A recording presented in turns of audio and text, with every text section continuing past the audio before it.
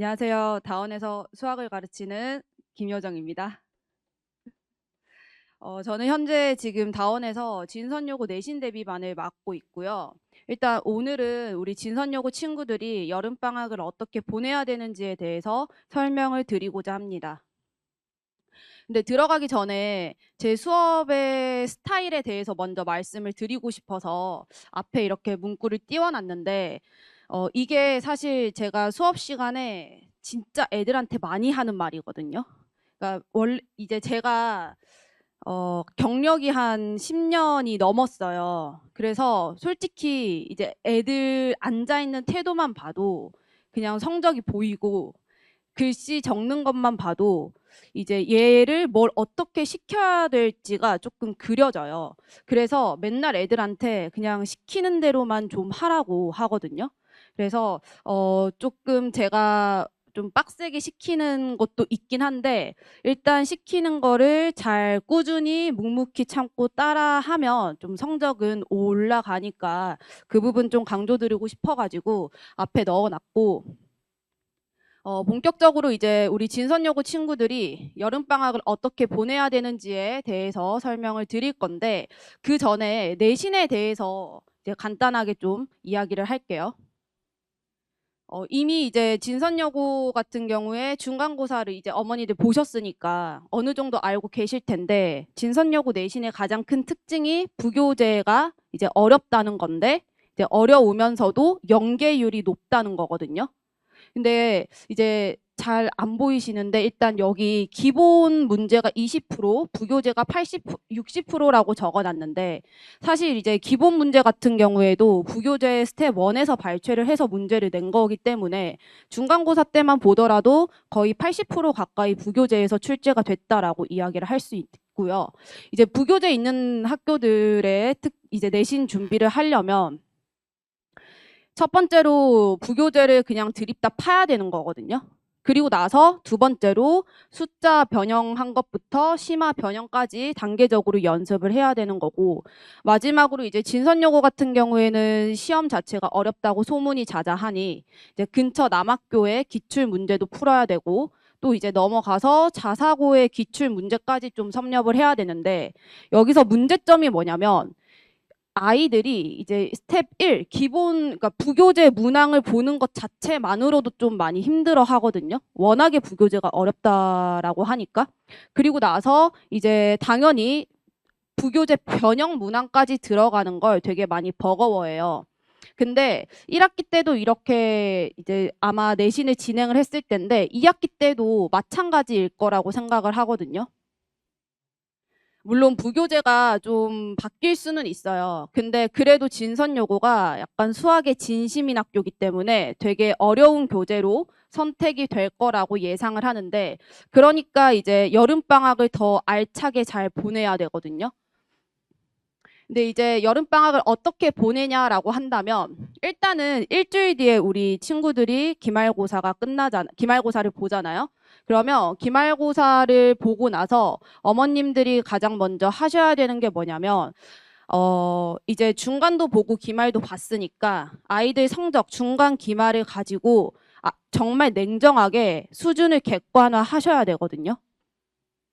이게 그 전에 선행을 뭐 어떤 속도로 몇 번 했는지 상관없이 중간과 기말의 성적 가지고 아이들의 수준을 판단하시고 거기에 맞게 단계적으로 이제 여름방학을 전략을 다시 세우셔서 공부를 시키셔야 돼요.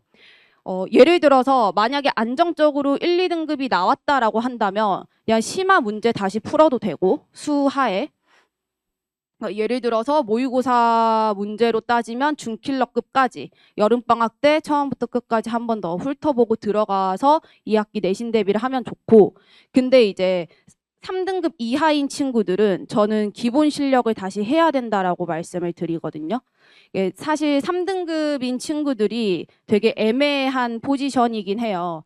이게 어려운 문제를 풀어서 조금 더 2등급까지 또는 1등급까지 올리고 싶을 텐데 제가 3등급부터 기본 실력을 다시 해야 된다라고 말씀을 드리는 게 뭐냐면 3등급인 친구들이 안 되는 게 그러니까 예를 들어서 시중교재 마플 시너지를 예를 들게요.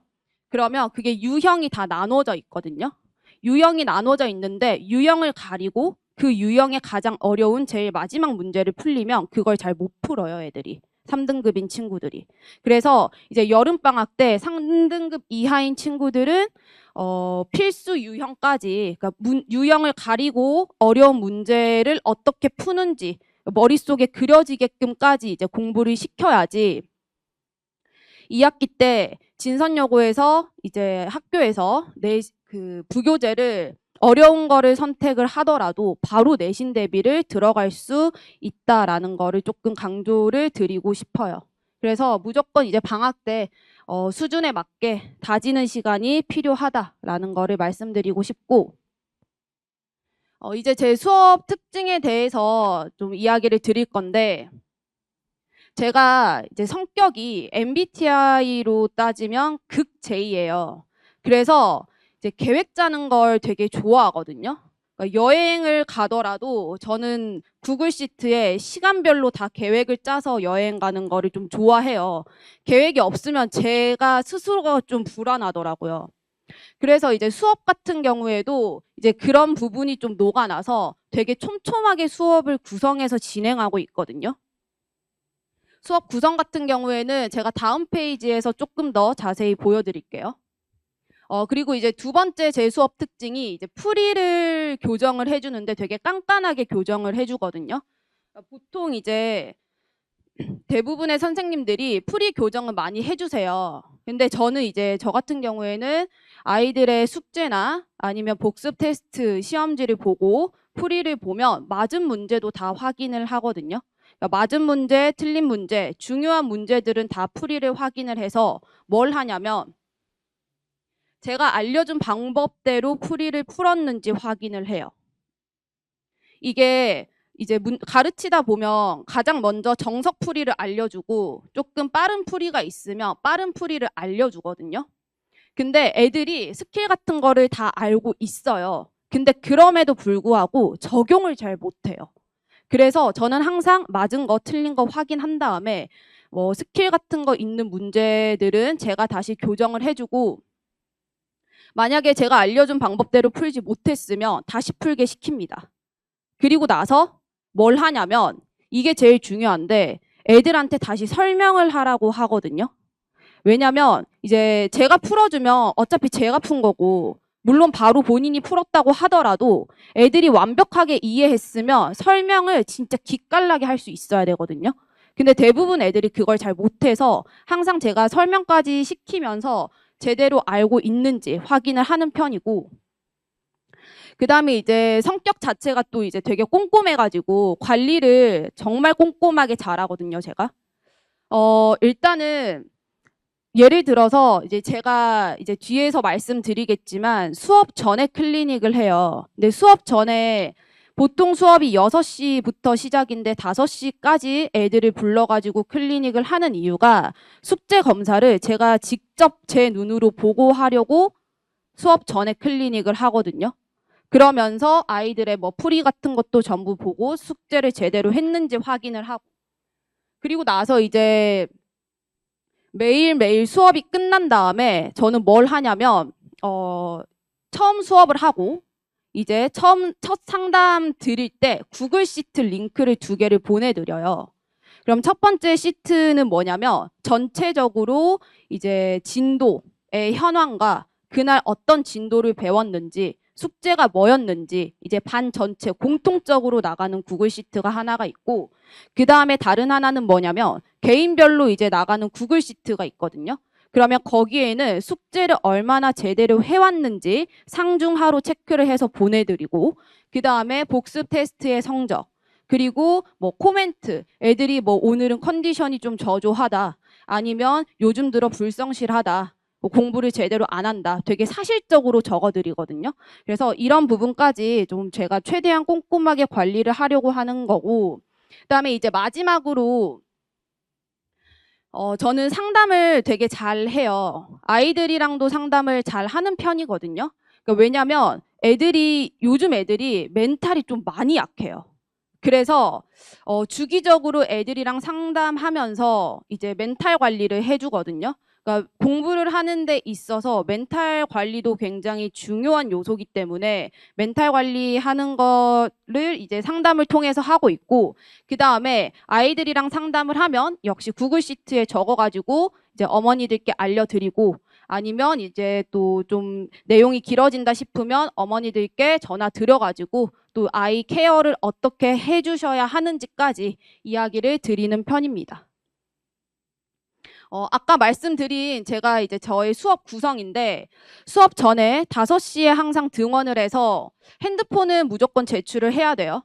핸드폰은 제출을 해야 되고, 저는 쉬는 시간에도 핸드폰은 주지 않아요. 왜냐면 이제 애들 쉬라고 하면은 그냥 쉬면 되는데 핸드폰을 하거든요, 쉬는 시간에. 그러면 수업 시간에 힘들어해요. 저는 제가 그 꼴을 잘 못 보겠어가지고 이제 핸드폰을 걷고 나서 쉬는 시간에도 주지 않고 있고, 5시에 등원해서 숙제 검사하고 숙제 오답을 시키고 있고요.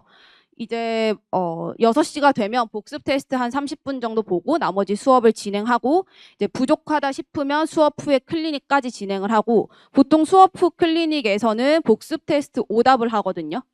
근데 이제 애들이 빨리 가고 싶어가지고 제가 아까 등원하자마자 핸드폰을 걷는다라고 했잖아요. 그러면 쉬는 시간에 애들이 복습 테스트 오답을 다 고쳐요. 그러면 이제 빨리 집에 가는 거고, 만약에 그게 되지 않으면 수업 후에 남아가지고 이제 숙제 테스트 오답까지 마무리를 하는 거를 목표로 아이들을 끌고 가고 있고, 근데 이제 만약에 사실 애들이 할 게 너무 많으니까 11시까지도 못 끝내는 경우가 있어요. 그러면 집에 가서 새벽 1시까지 어디서부터 어디까지 해서 카톡으로 사진 찍어서 보내라고 하거든요.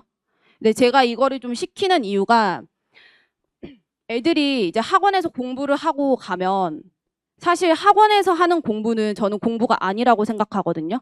집에 가자마자 아이들이 또 스스로 공부를 할 수 있게끔 환경을 만들어 줘야 된다라고 생각하기 때문에 제가 이제 무조건 새벽 1시까지 인증을 해서 보내라 라고 하고 있고, 대부분의 애들, 저희 반 친구들 같은 경우에는 진짜 잘 지키고 있어요. 그래서 학원 수업이 끝나고까지 조금 밀착 관리를 해준다라는 거를 말씀을 드리고 싶고, 이제 마지막으로 이제 개강을 7월 12일에 개강을 하고 도용의 이동부터 하거든요. 진선여고가 이번 기말고사 원반까지 시험범위여서 이제 도용의 이동부터 수업을 진행하고, 시간은 6시, 10시 저는 정규반만 진행을 하고 있고요. 이제 중간에 아마 방학을 하잖아요. 그러면 방학 클리닉은 3시에서 5시부터로 제가 잡아놨어요. 그래서 방학 때는 이제 3시부터 등원을 해서 10시에 하원을 한다라고 생각을 하시면 될 것 같아요. 그리고 교재는 자체 교재로 사용을 할 거고, 난이도는 중에서 중상 정도. 아까 말씀드렸다시피 전체적인 수업의 난이도는 기본 실력으로 3등급 이하 친구들을 대상으로 진행을 할 건데, 이제 저는 방학 때 목표가 뭐냐면, 진선여고에서 2학기 그 부교재를 어떠한 교재를 들고 오더라도 바로 내신 대비가 가능하게끔 방학 때 만들 거거든요. 심화 문제를 바로 사실 풀 수는 없으니까 그 전에 많이 잘 다져놔야 되는데, 그 과정을 저는 여름방학 때 짧고 굵게 진짜 알차게 보낼 수 있게 만들 거니까 좀 저한테 맡기시면 진짜 후회는 안 하게 해드릴 자신은 있습니다. 이상입니다.